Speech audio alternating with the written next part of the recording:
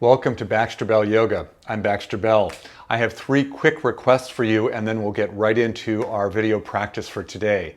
Number 1, please check out my website, baxterbell.com, where you can find access to my online yoga classes. You can find opportunities to dive deeper into your yoga learning, and you can find more free content.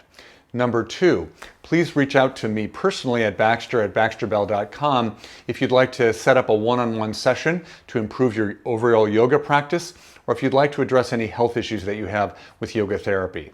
Number 3, if you enjoy this video and you find it helpful, please like it when you're done. That would be really helpful. So that's it. Let's take a look at what our practice for today is. All right, welcome to part 2 in the gluteal series.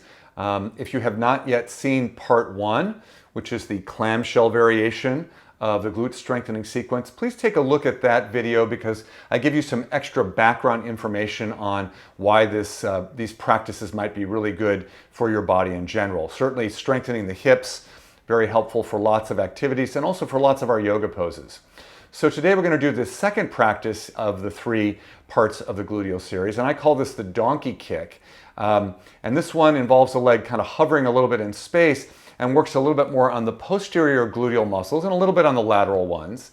And one of the key ideas here is that as we stretch our leg out, we're not just pushing it out in line with our mat, but we're swinging it a little bit back behind us as if we had a little target, a block or something that we were trying to tap with the heel of the foot, not the ball of the foot. So as I'm describing this, keep in mind that we're not just extending the leg out, we're also swinging it back a little bit. Again, we're going to use a hand on the upper outer buttocks area to encourage the lower back to stay vertical because there's a tendency for the hips to want to rock back in space, and we want to really isolate the muscles in the gluteal area and not get too involved in the waist or the lower back. So let's go ahead and come down onto our first direction, and we start just like we did in the clamshells in terms of the position of the legs. So you're going to bend your knees to a 90-degree angle forward. We're going to take that top hand onto the upper outer top gluteal area, and then I want to invite you just to float your top leg off the bottom leg about an inch or so. This particular variation of the gluteal series I like to coordinate with the breath specifically. So taking an inhale to get ready, and as you exhale, you're going to stretch the leg out so your knee straightens, your ankles flex, and you're going to swing the heel back a little bit behind you.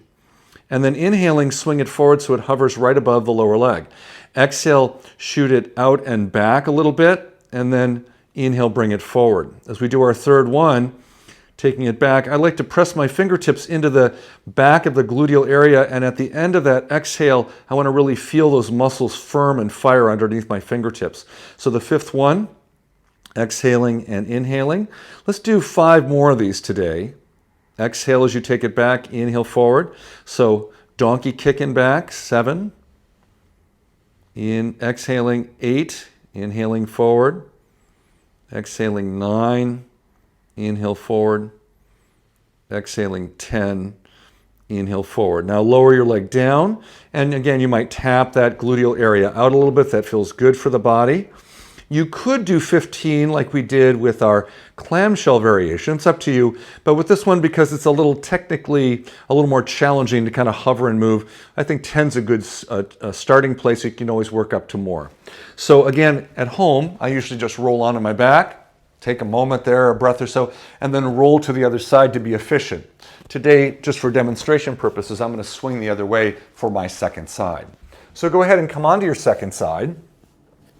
Again, adjust the legs. Bring your top hand onto that top outer hip.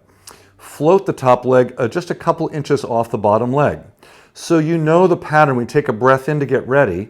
And then on the exhale, we extend through the knee and the heel, pressing back behind us a little bit. And then inhale, swing forward. Exhaling at the end of the exhale, firming that gluteal muscle into your fingers. And then inhale forward. Number 3, exhaling and inhaling. 4. 5, kicking that imaginary target behind you. 6, 7, 8, 9, and finally 10. Keeping that lower back vertical. Beautiful. Let the top leg settle down. Again, take a moment to tap around with a fist or an open hand. roll onto your back for a moment, especially if this is the only variation you're going to do today. It's nice just to take a moment, coming back to neutral, both feet on the floor, letting everything kind of settle back into good symmetry. If you were doing the series moving from the first practice, the clamshells, to this, the donkey kicks, and then possibly on to the next one, which is the fire hydrant variation, then of course you would just roll back onto your side to move on from there. But today we're going to go ahead and roll to the side and come up to sitting and allow that to be enough for the moment. So that is the donkey kick variation of gluteal series. That's practice number 2.